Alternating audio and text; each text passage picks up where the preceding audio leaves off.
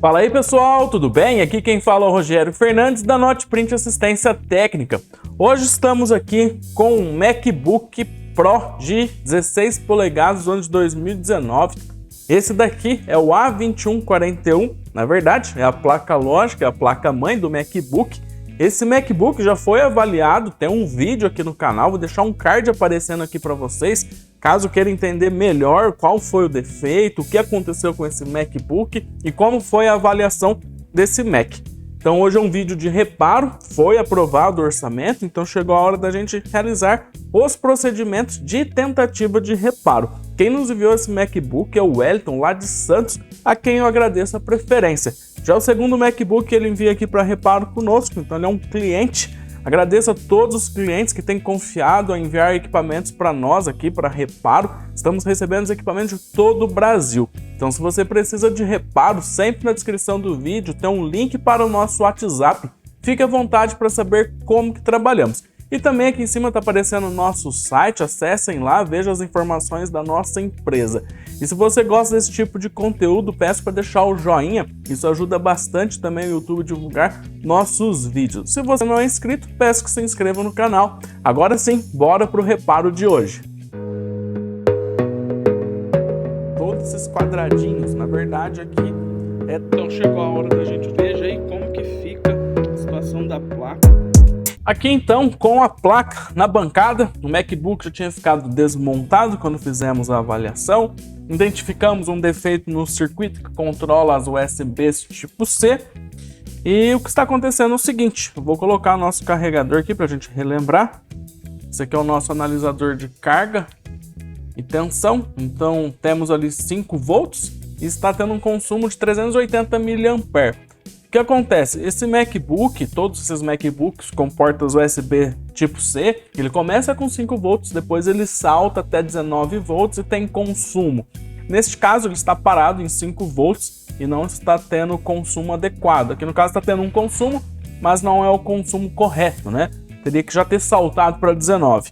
Então a gente já analisou aqui através do esquema elétrico. Se ficar curioso como a gente fez todos esses procedimentos, recomendo que assista o vídeo que eu deixei no card de avaliação.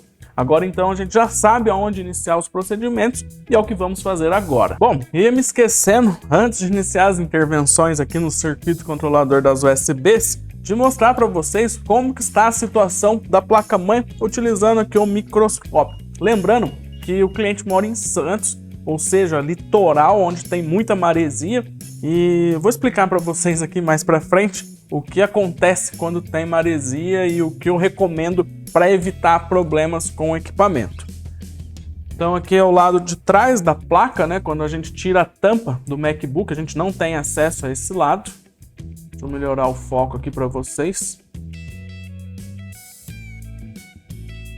No meio aqui tá tranquilo. O problema se dá mais nas laterais, que é onde entra o ar, né? Vamos dizer assim, do MacBook. Então aqui a gente tem um acúmulo dessas poeiras, o que é normal acontecer em qualquer ambiente, por mais limpo que esteja, acontece de acumular essa poeira dentro do equipamento. E somente a poeira, esse acúmulo aqui, não seria o problema. O problema é que quando um dia muito úmido, ou no caso de litoral, que a umidade é alta e tem maresia, essa umidade acumula nessa poeira e em contato com a placa-mãe, umidade e essa espécie de uma esponja acaba fechando um curto-circuito ou dando umidade em cima de um componente, aonde pode ocasionar um curto-circuito no circuito ou no componente que essa poeira, essa espécie de esponja que vai se formar, vai encostar, né? vai entrar em contato. Então isso aqui está se repetindo por várias partes da placa, tá? Mesma coisa do outro lado. O circuito que está com defeito fica nessa região aqui dos controladores USBs, é onde a gente vai ter que fazer a intervenção. Mas veja que não está tão afetado, não tem um componente oxidado, onde a gente vai falar, é esse componente aqui visualmente. Não, a gente identificou através de medições, através do multímetro. Conseguimos identificar aí com o auxílio do esquema elétrico. Então assim, não tem nenhum componente, para a placa não tem nenhum componente oxidado, tem um capacitor aqui, bem nesse ponto. que é onde eu queria chegar para vocês, ó. Isso aqui, a maresia ocasiona esse problema, tá? Então eu vou olhar aqui. Ó, aqui é aquela sujeira, a poeira, e onde está verde é a maresia. Aí acaba oxidando, né? Devido à maresia, a umidade vai oxidando. Aqui provavelmente é uma tensão que passa bastante corrente, né? No caso a tensão deve ser uma tensão alta, 12 volts, por exemplo, e acaba passando muita corrente por esse terminal. E aí acaba oxidando. Muito provável que esse lado aqui seja terra. Já esse lado aqui é o positivo, é onde está oxidado, onde passa muito elétrons. E com isso acaba formando esse processo químico de oxidação. Esse capacitor não está em curto, eu já medi ele, o problema não é aqui, mas a gente vai ter que ou substituir ele ou verificar se vai pegar solda.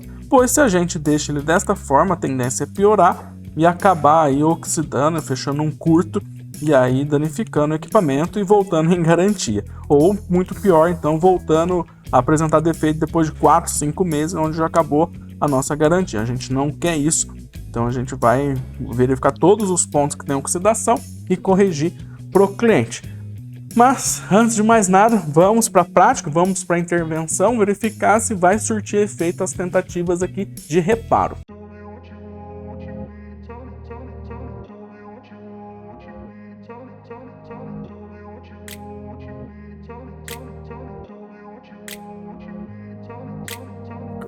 Place where they told you what to chase, told you how to run the race, every move was on the page, but I didn't like their way, had to fight and misbehave, had to find a way to change, had to leave to find my way, caught up in a daydream, I beat my mind up there almost daily, it's how I pass time, no opinions safely, it's how I understand what I want in this place, see, cause everybody... Vocês viram aí, não foi possível colocar solda novamente num dos lados do capacitor.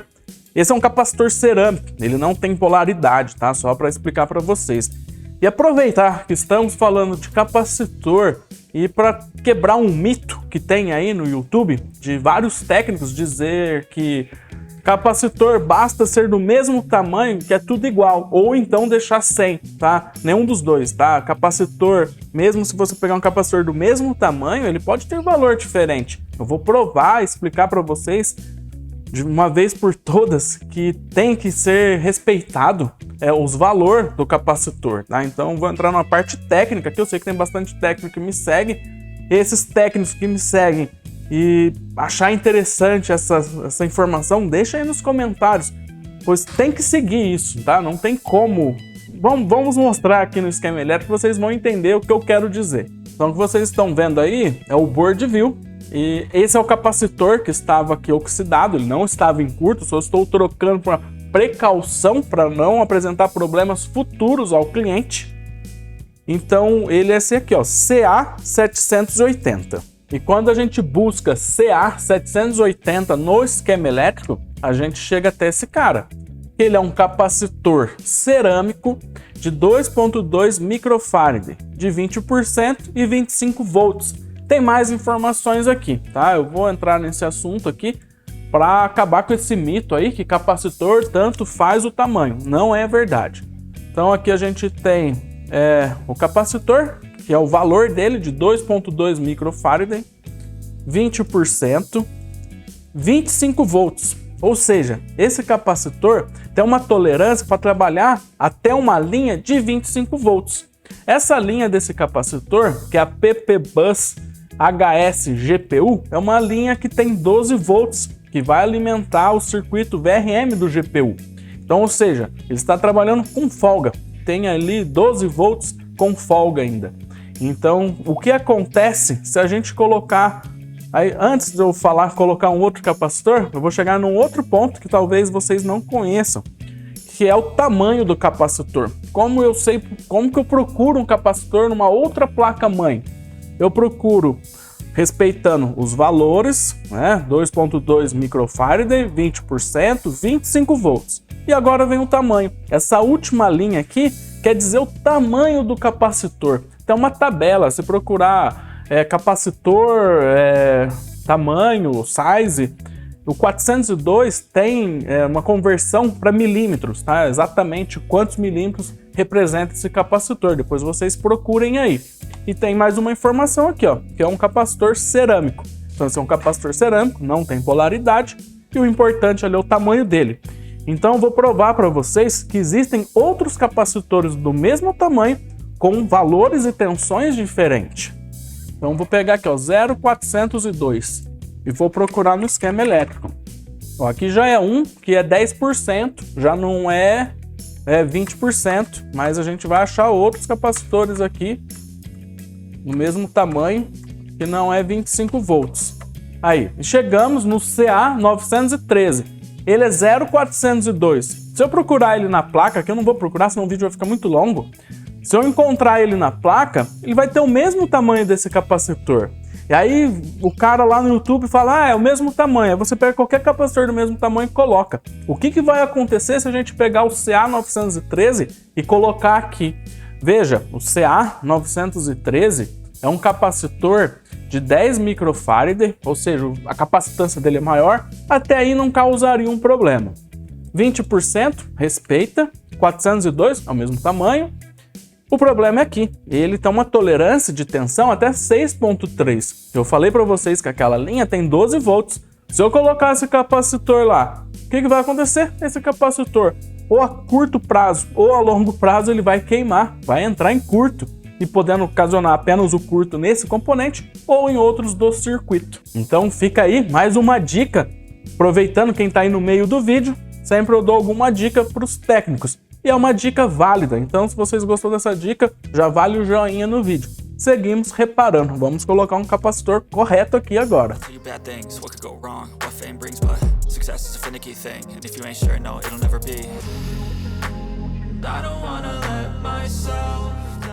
Tá, então, capacitor substituído. Ali em volta, onde está aqui, deixa eu mostrar para vocês, ó, está sem a tinta do PCB. Tá? Essa aqui é uma tinta, a gente vai colocar uma tinta UV para cobrir ali, para evitar que essa oxidação se espalhe. Mas, antes de mais nada, vamos testar, verificar se o circuito aqui corrigiu. Eu já fiz as medições após a correção do circuito controlador das OSBs. Utilizando o multímetro, tudo parece ok, mas agora temos que testar, verificar se ele já vai ligar ou então se ainda temos algumas intervenções a serem feitas. Então, chegou a hora do teste, novamente aqui com o nosso analisador de carga. Vamos ligar, verificar o que acontece. 5 volts, saltou para 19 e agora tem que ter consumo. 0,20, focar a câmera, 0,35, 0,57, 2 ampere. O processador aqueceu, vamos verificar se temos tensão. Muito provável que sim. Multímetro aqui. E tensão no CPU, tá? 600 milivolts. Então aí o MacBook ligou, mas não quer dizer que apresentou vídeo. Para a gente saber se apresentou vídeo, temos que colocar o monitor neste caso. Liguei apenas a placa-mãe aqui, tá? No conector do display. Então a gente vai verificar se vai apresentar vídeo.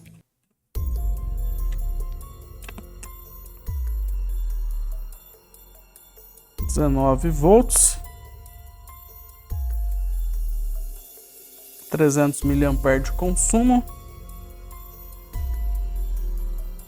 2 ampere e agora vídeo no display.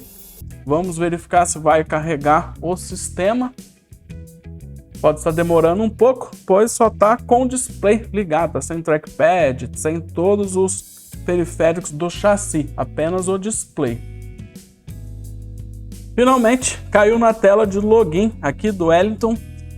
Significa que o MacBook está ligando, mas o reparo não termina aqui. Agora o MacBook será montado, pré-montado aqui, sem todos os parafusos, apenas para a gente testar todas as funcionalidades no MacBook. Após isso ele é desmontado, a placa vai para o ultrassom, secagem, substituição da pasta térmica, montagem de novo, checklist, bateria de teste, só assim será liberado para o cliente novamente. Esse é o padrão de qualidade da Noteprint e conforme vocês viram, aqui fazemos o reparo da placa-mãe do cliente, o que torna o orçamento mais viável.